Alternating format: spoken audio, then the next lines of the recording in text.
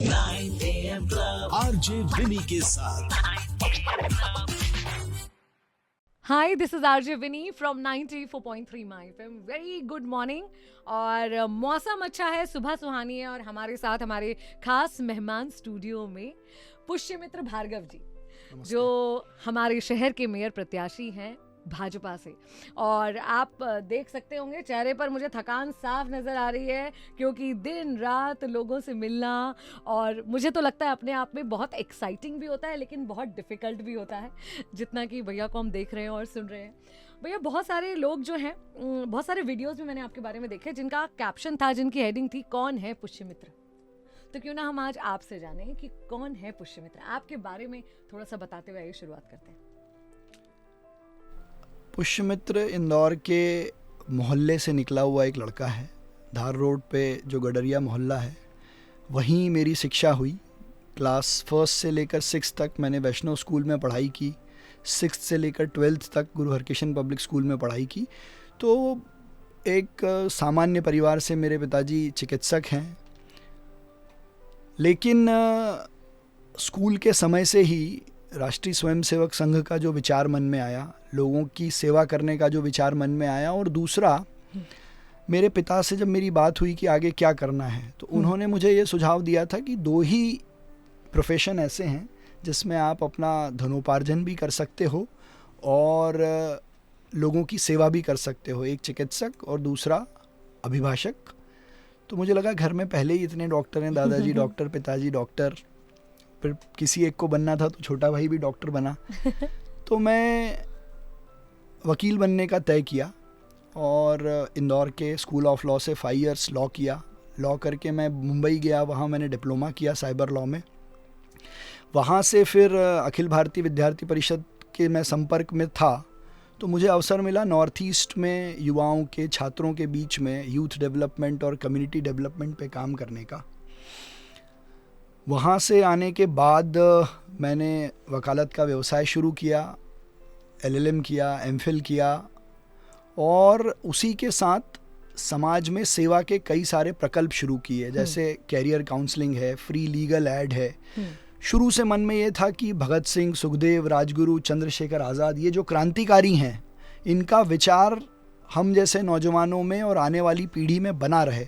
इसलिए हमने आज से 18 साल पहले भगत सिंह के शहादत के दिन यात्रा शुरू की थी, जो हर साल 23 मार्च को हम लोग निकालते हैं। शहर के युवा उस दिन जाकर इनकी शहादत को नमन करते हैं। तो युवाओं में देशभक्ति का भाव रहे, जिन लोगों ने अपना सर्वस्व देश के लिए न्यौछावर किया है, उनको हम स्मरण करके उनके विचार की शक्ति लेते रहें, क्योंकि भगत सिंह को 23 साल की उम्र में फांसी हो गई थी। क्या बात है, क्या बात है। आपसे एक और मेरा इंटरव्यू जो पुराना हुआ था, जिसमें मुझे आपकी और मेरी बातचीत याद आती है कि आपने वकालत को सिर्फ एक पेशे की तरह नहीं, बल्कि बहुत सारे, आपने बताया कि जिन लोगों के पास पैसे नहीं है किस तरह से उन्हें भी कानूनी मदद मिल सकती है, और ये सब कुछ भी आपने शुरू किया था। तो एज एन एडवोकेट जो आपकी जर्नी रही, उसके बारे में हमें बताइए। फॉर्मर हाई कोर्ट जज पीयूष माथुर जी का सानिध्य मुझे मिला। उनसे वकालत के गुर तो मैंने सीखे ही, लेकिन वो स्वयं भी बहुत सेवाभावी है। समाज के कई वर्गों के लिए वो हमेशा खड़े रहते हैं।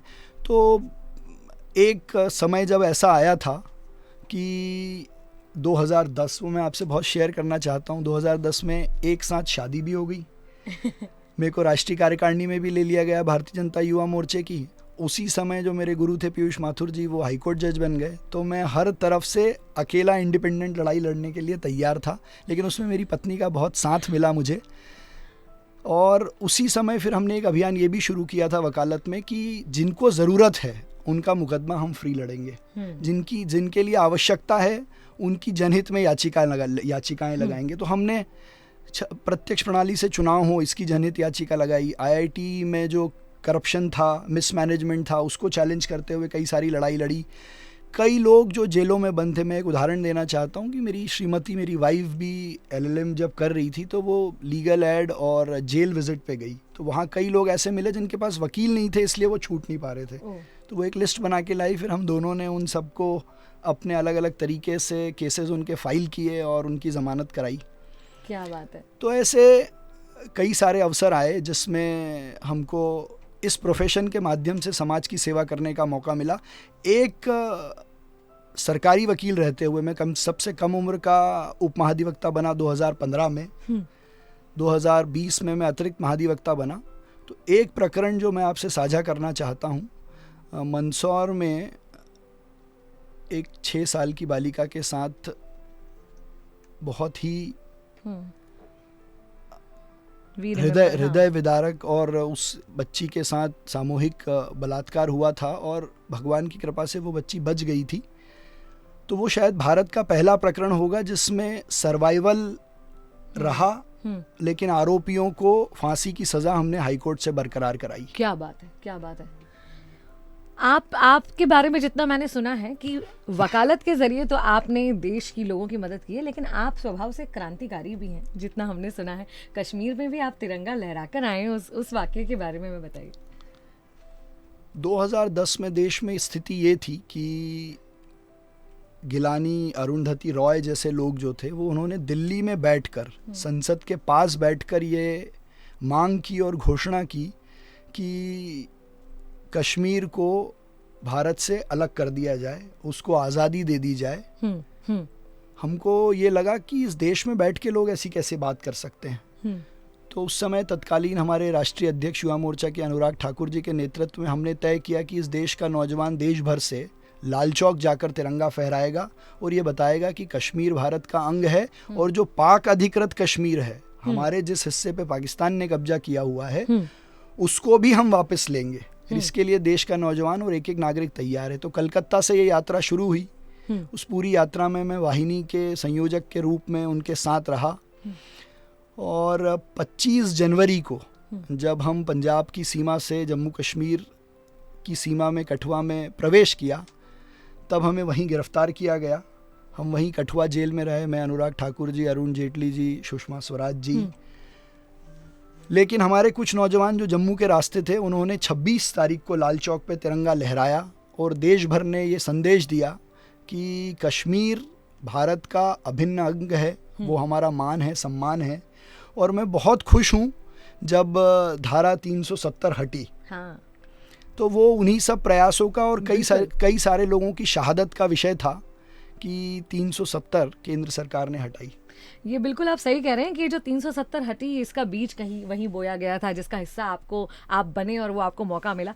आप बता रहे हैं कि आपको गिरफ्तार करा गया, ये तो क्रांतिकारी की तरह गिरफ्तार हुए। इसके अलावा क्या कोई ऐसा मसला आपसे जुड़ा है? इसके अलावा कई बार जब हम छात्र आंदोलन करते थे, शिक्षा की बाजारीकरण, व्यवसायीकरण के खिलाफ मुद्दों को उठाते थे, तो गिरफ्तारी भी होती थी, धाराएं भी लगती थी। एक केस मुझे याद है, अजीत सहरावत जी को इंदौर का कुलपति बनाया गया था तत्कालीन राज्यपाल बलराम जी जाखड़ द्वारा। तब हमने ये मुद्दा उठाया था कि कोई भी कुलपति किसी भी विश्वविद्यालय का अगर बनाया जाए तो वो एजुकेशनिस्ट हो, शिक्षाविद हो, उसका शिक्षा से कोई लेना देना हो। कोई भी राज्यपाल अपने चार्टर्ड अकाउंटेंट को, अपने पर्सनल असिस्टेंट को कहीं का कुलपति ना बनाए। तो हमने एक आंदोलन शुरू किया था, कुलपति शिक्षाविद हो।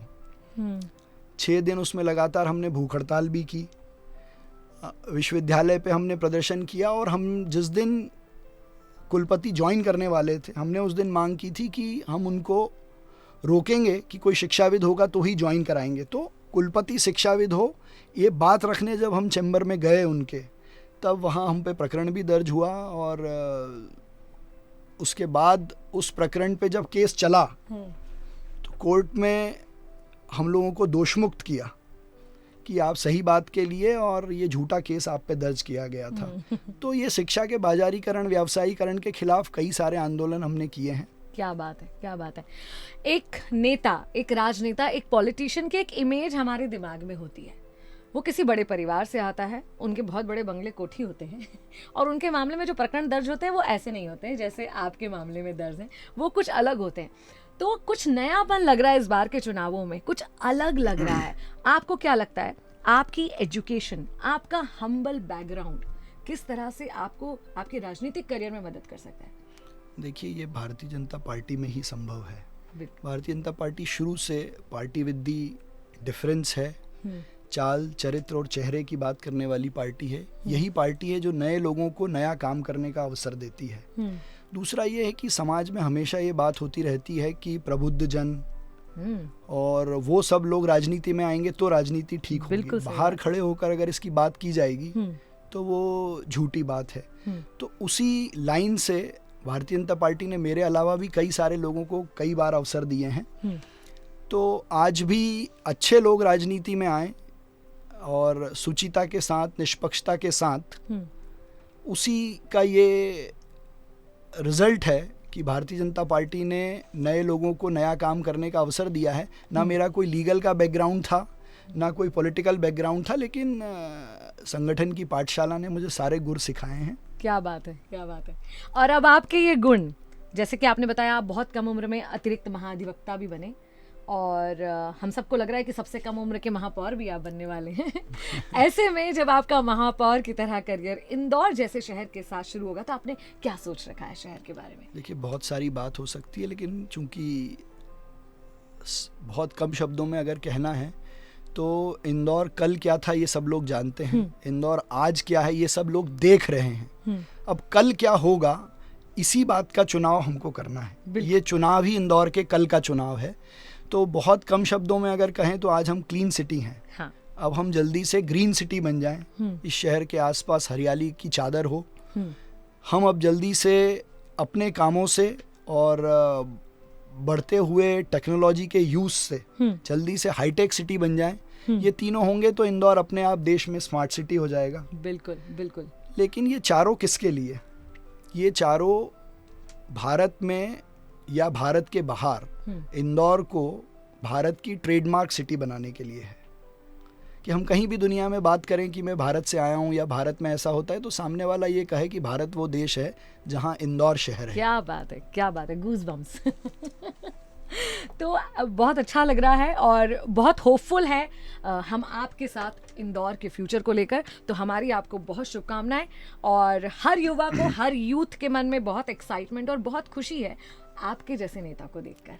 और हम में से सारे लोगों को ये लग रहा है कि हमारे बीच का कोई व्यक्ति भी नेता बन सकता है, राजनेता बन सकता है, और हमारे शहर को, हमारे देश को, हमारे प्रदेश को आगे लेकर जा सकता है। तो हम सबकी बहुत सारी शुभकामनाएं। पुष्यमित्र, आपका क्या मैसेज है सारे सुनने वालों के लिए? मेरा सुनने वालों को मैसेज ये है कि जो आप फील कर रहे हैं, जो आप अनुभव कर रहे हैं कि पिछले 4 कार्यकाल महापौर के रहे हैं, श्री कैलाश विजयवर्गीय रहे, फिर डॉक्टर उमा शशि शर्मा रहीं, फिर कृष्ण मुरारी मोघे रहे, मालिनी भाभी जिन्होंने स्वच्छता में इंदौर को नंबर 1 बनाया। तो ये 4 महापौर ने मिलकर इंदौर में स्वच्छता का पंच लगाया है, सिक्सर लगाने की तैयारी है। अगर वैसा ही आनंद हमारे मन में, खुशी और हर नागरिक के चेहरे पे मुस्कुराहट बनी रहे, इसलिए ज़रूरी है कि इंदौर की जनता अब भाजपा के महापौर का पंच लगाए। क्या बात है, क्या बात है। Thank you so much sir, all the very best. Thank you so much.